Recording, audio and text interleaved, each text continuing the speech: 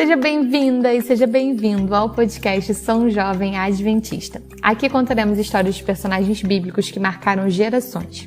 Aproveite para nos seguir no Instagram, @adventistasou. Também te convido a nos avaliar em todas as plataformas digitais e compartilhar com seus amigos e amigas, e assim cresceremos e nos tornaremos uma grande família. Eu sou a Júlia e vou falar sobre Débora.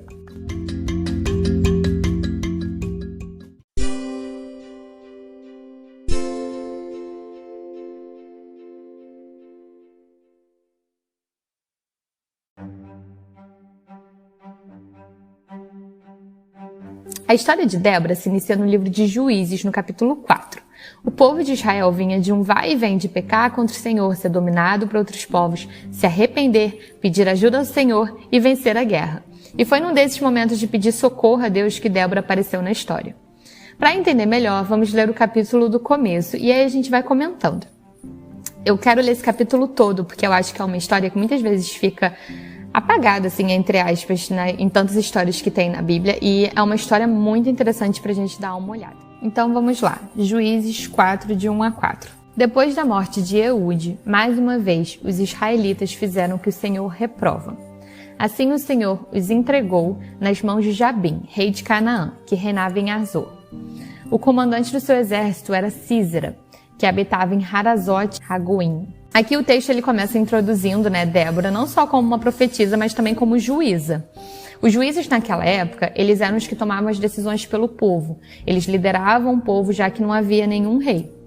Os juízes eram pessoas influentes usadas por Deus, que se tornavam líderes políticos, espirituais e militares. Então, assim, não era pouca coisa que Débora tinha responsabilidade de fazer em uma situação em que os israelitas, não estavam, assim, muito bem. Já eram 20 anos sofrendo, essa opressão que agora estava sendo comandada pelo exército de Sísera. Bom, continuando em Juízes 4, de 5 a 7.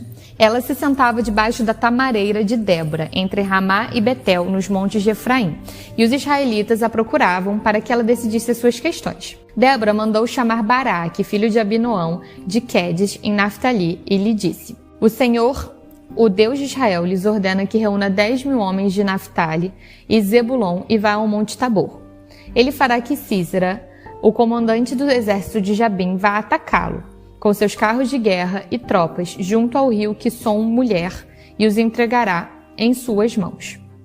Nesse trecho, ele convoca Baraque para liderar a guerra contra Jabim, e já passa o recado de Deus falando que eles vão ganhar a guerra, mesmo com o líder deles, Sísera, trazendo todos os seus carros de ferro para a batalha.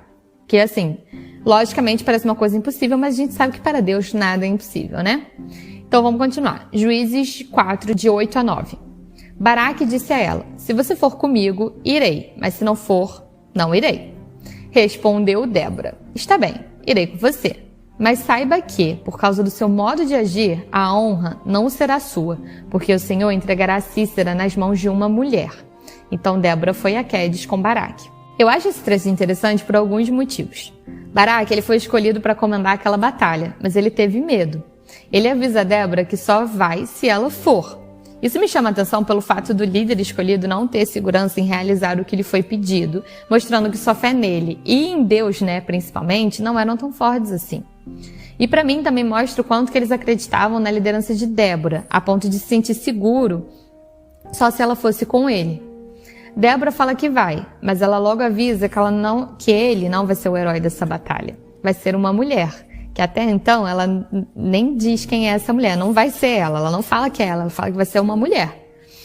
Ele vai sair da batalha sem honras por conta da sua covardia, e quem vai ter a honra da vitória vai ser uma mulher. E honra naquela época era uma coisa muito importante, então eu acho que mostra o quanto que Baraque estava ali num momento de fé abalada, que ele, apesar de ter sido escolhido líder, então não foi, com certeza não é por acaso, que ele foi escolhido líder, ele não tinha uma confiança tão grande de que ele poderia sair vitorioso daquela batalha, Bom, vamos continuar. Juízes 4, de 10 a 16. 10.000 homens o seguiram e Débora também foi com ele.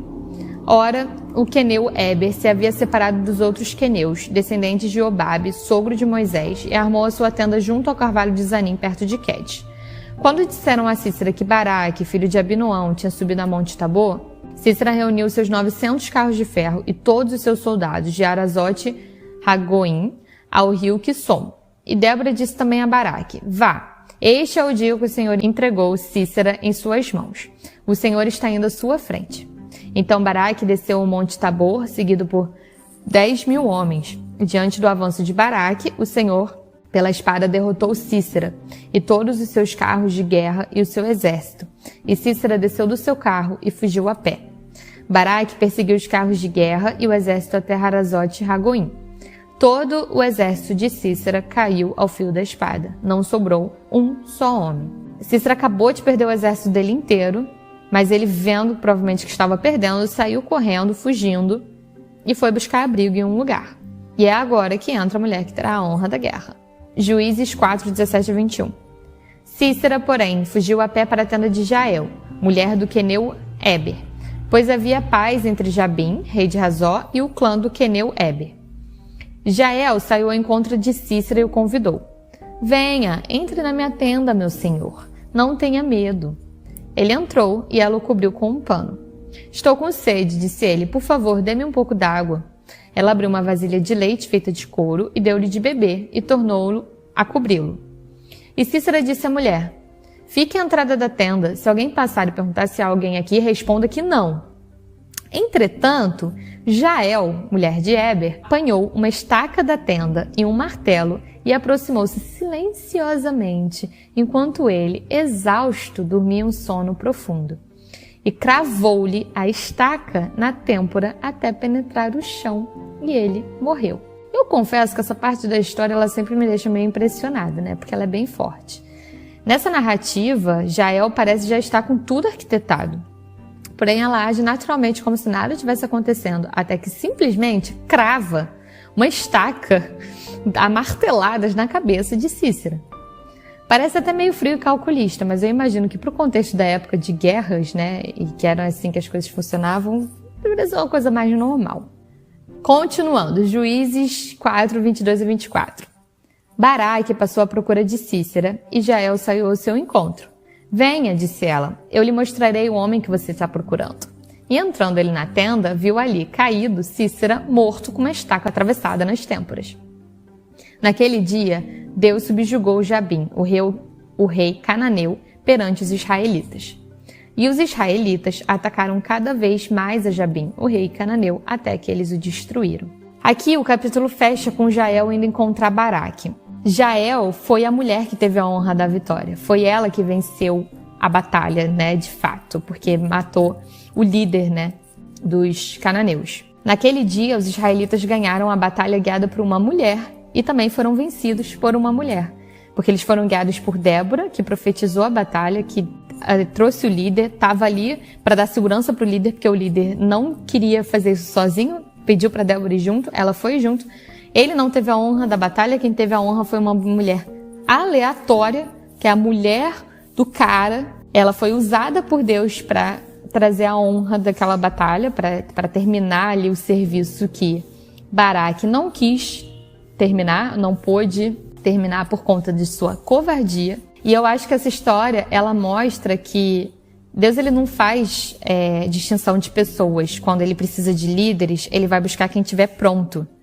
Então, eu acho que o convite aqui que fica, depois de ler essa história, e o incentivo, assim, para mim como mulher, é que a gente tem que estar sempre pronto, né, para o que Deus mandar a gente fazer. Que muitas vezes ele vai escolher a gente para ocupar posições que a sociedade vê como lugares de homem. Mas para Deus isso não existe. Se Ele te chamar para fazer uma coisa, Ele vai te capacitar para fazer aquilo. Com certeza naquela época, uma mulher cravar uma estaca com um martelo na cabeça de um líder de batalha não era uma coisa muito comum, não era uma coisa muito normal. Mas Deus, Ele sempre surpreende, né? E Ele não só teve como líder ali espiritual e, enfim, né, daquela batalha toda, Débora sendo que é uma mulher, mas também uma mulher que ninguém dava nada e foi a que ganhou a batalha ali e fez com que o povo de Israel finalmente saísse daquela tortura que eles estavam vivendo por mais de 20 anos. Então esteja sempre pronto para os chamados que Deus fizer para você, que se Ele te chama, Ele te capacita, independente do serviço que for.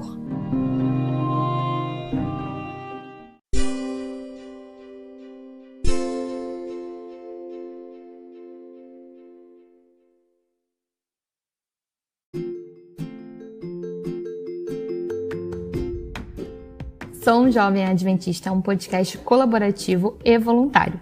Siga-nos e compartilhe. Beijos e até o próximo episódio.